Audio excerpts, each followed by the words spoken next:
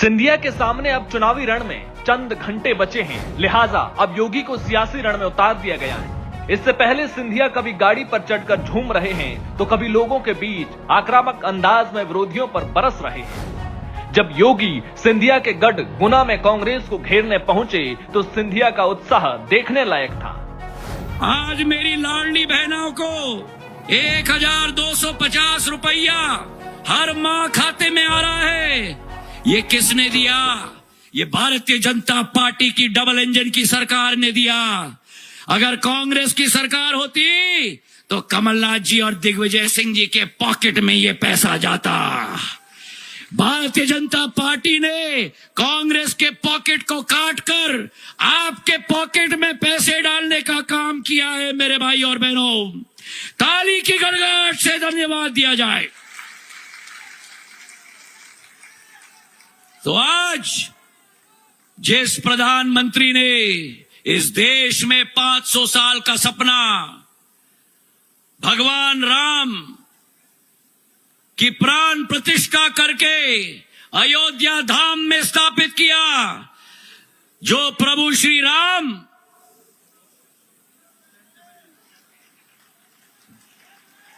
Tent में विराज रहे थे, कर्म योगी और योगी जी के संगम के आधार पर आज वो प्रभु श्री राम अयोध्या धाम में विराजे हैं। मेरे भाई और बहनों, बोलो मेरे साथ, सियावर रामचंद्र की, सियावर रामचंद्र की। और आखिरी बात मैं कहना चाहता हूं, 5 साल मैं यहां नहीं रहा हूं, मैंने सुना है कि भ्रष्टाचार बहुत हो रहा है, राशन के दुकान पर भ्रष्टाचार हो रहा है, भूमाफिया इस अशोकनगर में पूरी तरह से अपना सिर उठा रहा है।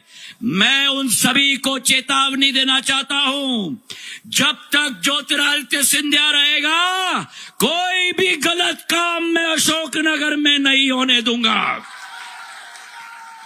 हमारे योगी जी मेरे सामने है, उनके उदाहरण से मैं प्रेरणा लेता हूं। और जो पथ उन्होंने उत्तर प्रदेश में दिखाया है, उनका अनुसरण करते हुए अशोकनगर में भी सफाई का झाड़ू मैं लगाऊंगा। मेरे भाई और बहनों, तो आज ये चुनाव कांग्रेस और बीजेपी का चुनाव नहीं है, ये देश के विकास के मार्ग को प्रशस्त करने का चुनाव है। यूपी के सीएम और हिंदुत्व के पोस्टर बॉय योगी आदित्यनाथ और सिंधिया की जुगलबंदी देखने लायक थी। पहले सिंधिया ने विरोधियों पर वार किया तो फिर योगी के प्रहार ने चुनाव प्रचार के आखिरी घंटों में सियासी रण के माहौल को गरमा दिया है। एक तरफ मोदी जी कहते हैं कि गुलामी के अंशों को समाप्त करेंगे लेकिन विरासत का सम्मान करेंगे, और दूसरी तरफ कांग्रेस क्या कहती है अपने मैनिफेस्टो में? कहती है हम विरासत टैक्स लगाएंगे। विरासत टैक्स का मतलब, इन चीजों को तो आप भूल ही जाइए कि आगे कोई राम मंदिर की बात करेगा कांग्रेस के समय में, कृष्ण जन्मभूमि की बात करेगा, या महाराज भोज के मंदिर की बात करेगा, भोजराज के मंदिर की बात करेगा। ये सब की बात तो लोग कांग्रेस के समय तो भूल ही जाइए। वे एक और काम क्या करने जा रहे हैं? आपके पूर्वजों के द्वारा जो संपत्ति अर्जित की गई है, बाप दादों की जो कमाई है, उस कमाई पे भी वे कहेंगे, राहुल गांधी ने कहा ना, हम सर्वे करवाएंगे, एक्सरे करा देंगे, और एक्सरे करा करके फिर उसमें से आधी संपत्ति ये लोग ले लेंगे और आपको कहेंगे कि भाई ये हमारा विरासत टैक्स है। क्या आप इसको देंगे? क्या आप ये जजिया कर देंगे? क्या राजमाता से ये कांग्रेस औरंगजेब के जजिया कर को जबरन लागू करना चाहती है, क्या आप इसको स्वीकार करेंगे? क्या कोई भारतीय स्वीकार नहीं करेगा। और दूसरा, इनके द्वारा क्या कहा जा रहा है?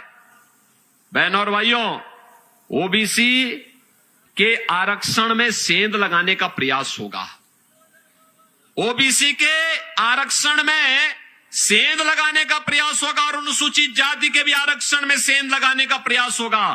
कांग्रेस ने अपने मैनिफेस्टो में इस बात का उल्लेख कर दिया है, और कांग्रेस की कर्नाटक की सरकार और इससे पहले आंध्र प्रदेश की सरकार ने वहां पर ओबीसी के आरक्षण में सेंध लगाई है। बहनों और भाइयों, तीसरा वे क्या कार्य करने जा रहे हैं?